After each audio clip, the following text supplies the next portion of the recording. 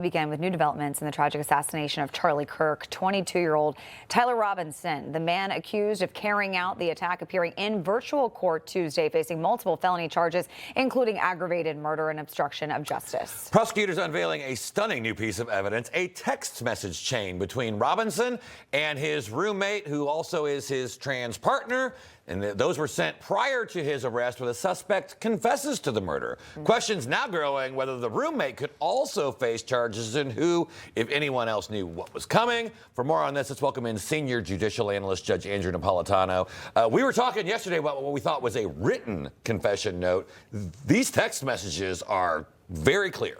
Yeah. Well, they're devastating to the defense, and they go to the heart of the government's argument. I mean, thus far, unless there's something here that we haven't seen, the government's case is so overwhelming, it's hard for me to predict where it's going to go. If he pleads guilty to first-degree aggravated murder, there still must be a trial on the death sentence, because the Supreme Court has decreed that in all cases, state and federal, in the United States of America, only a jury after a trial can sentence someone to death.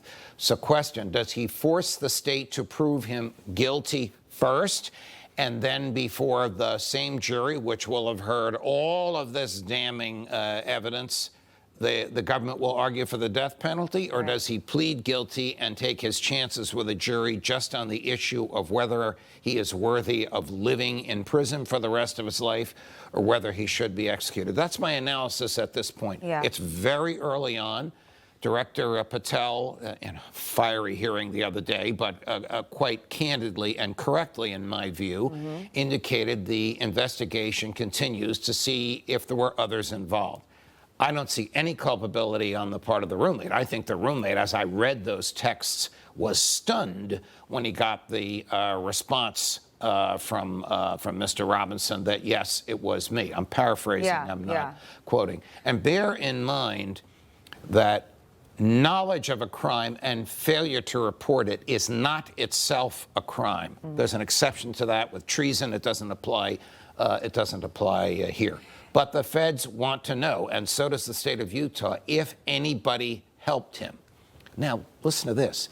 If somebody out there helped him, that person's involvement could help him escape the death penalty if he provides evidence against his collaborators, if there were collaborators. Yeah, when you look at these text messages, I mean, he says, I did it. He owns up to this crime. So I got to ask, what could a possible defense out there be for this individual? The only defense I can think of is insanity, which is very difficult to maintain. Remember, the defendant doesn't have to prove he's insane. The government has to prove that he is sane.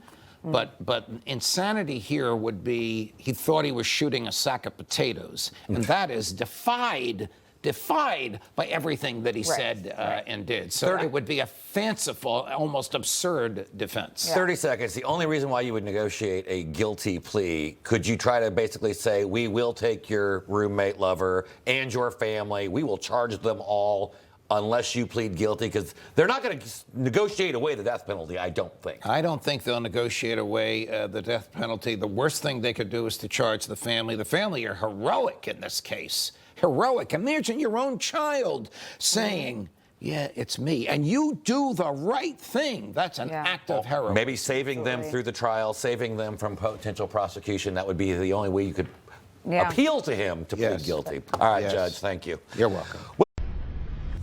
Information. Truth is freedom. Is Newsmax. It's real news for real people.